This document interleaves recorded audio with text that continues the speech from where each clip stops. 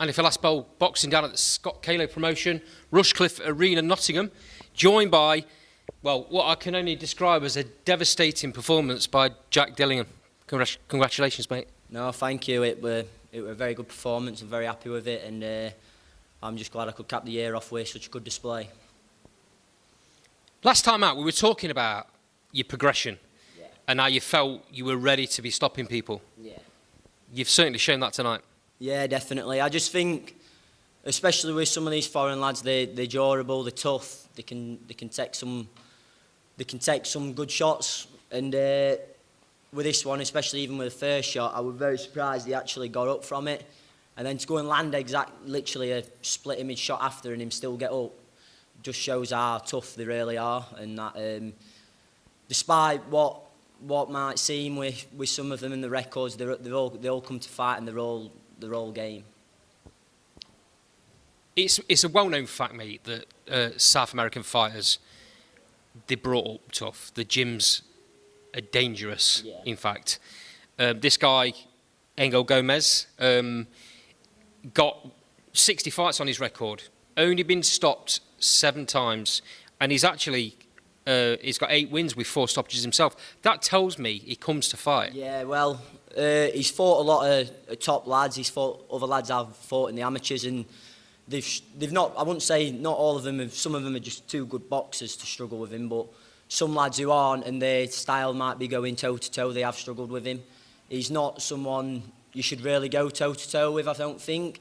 Even though I did after I'd hurt him, but I could sense he were hurt. I knew he wanted to be toe to toe to be safe, but as soon as I started digging body shots in, I think he kind of didn't know where he was safe. But it just proves that they are more than what may seem. And I think I fought 3 Nicaraguans and I fought 1 Honduran, and I've knocked out 2 of them, and even the ones that I did knock out were tough. All of them have been tough opponents. So maybe not for boxing wise, but when it comes to actually being in the ring and like taking shots and stuff, they've all been tough. Jack, this has got to stand you in good stead going forward. I mean, this kid, we've just talked about how tough he is.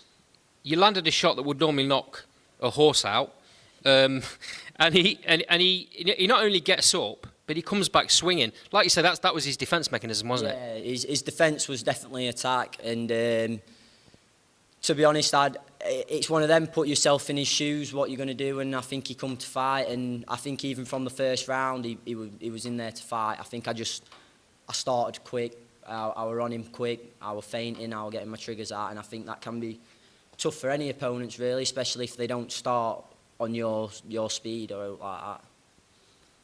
Okay, that takes you to 5-0. Yeah. That's the third 6-rounder. I asked you this question last time out. You've got to be moving now. Yeah. After a performance like that, and I'm sure Scott ain't going to hang around. No, I don't think so. I've just been looking at belts, and I believe the Midland area title is currently vacant. Yeah. Is that right? I have spoke with, Scott has spoke to me about that. I'm not really the type of person to throw demands around on what I want or my future. I will do whatever Scott wants me to. If Scott thinks it's the right time to maybe step up to fight for that belt, then I will. If Scott thinks it's not the right time and it's time to maybe move up to 8 rounds and fight someone else and not fight for the belt yet, I will just do whatever Scott tells me, because we're a team at the end of the day, and that's just how I do things. Hena, aren't you? I'm from Claycross. I'm not from Hena. Everyone seems to think I'm from Hena and I'm a Chesterfield boy. I'm from Claycross. It's where I'm from. I know Hena, but I've never been there. Not from there. I'm a Claycross boy through and through. I'll blame Boxrec for that. Yeah, Boxrec can take everything for that. I've been on about it for the last year. It's something that's just they've never seemed to change. And now, if you're watching this, make sure you do. I'll have a word if I can. Yeah, please. I see him at shows. Talk to me a little bit about the dynamic of the gym, about Scott's promotion. How's that all working for you?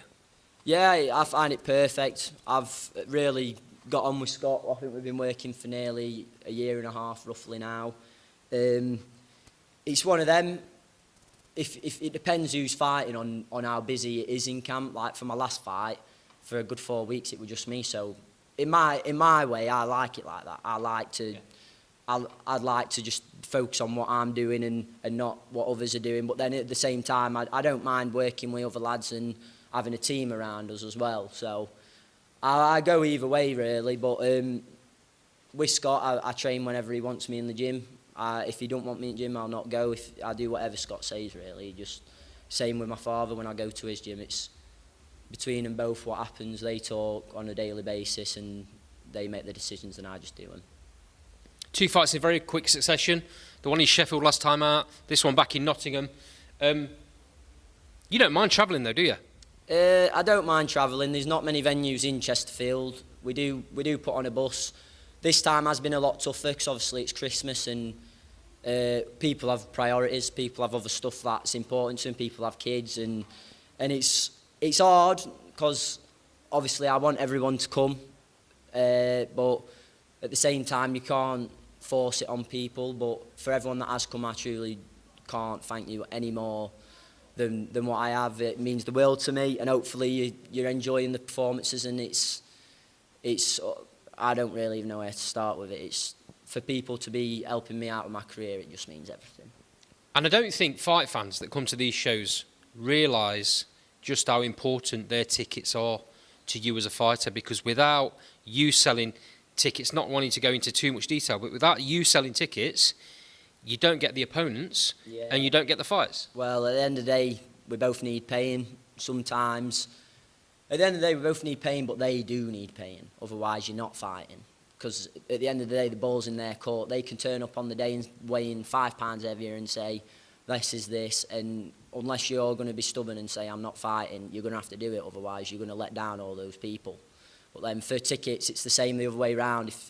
If you're not getting the tickets and it's a struggle, and then you're going to be letting that youth down on the money he needs. And like I say, I have had some fights where I have made a nice amount, but I have had some fights where I haven't. I don't think this one will be anything exciting, really. But at the end of the day, at the minute, none of it's about money. It's about paying for the opponents, moving up the ladder, and hopefully getting myself somewhere where I can earn more than just a few pound here and there. Like, it's the progression, isn't it? Yeah. As long as you do enough, like you've just said, to pay your opponent. Yeah, you want to take something away because you don't want to fight for nothing. But right now in your career, you've just said it yourself, that's not priority. When you start winning titles and you get on bigger shows, that's where the money comes in. Yeah, at the end of the day, I'm focused on now. Start looking to the future and making plans and stuff that I want to do. That's when the main goal gets a bit blurry. And I just, like I've always said on all my interviews, I'm just going to take it one step at a time. I'm just going to keep doing what I've always done. Keep grafting, keep hoping that one day it will all come together and maybe I'll be able to make something of myself and have enough to live off it. Jack, once again, it's been an absolute pleasure. Really appreciate you doing this interview with me. Last Bowl Boxing will follow you going forward. No, thank you. Cheers. Thank you, mate.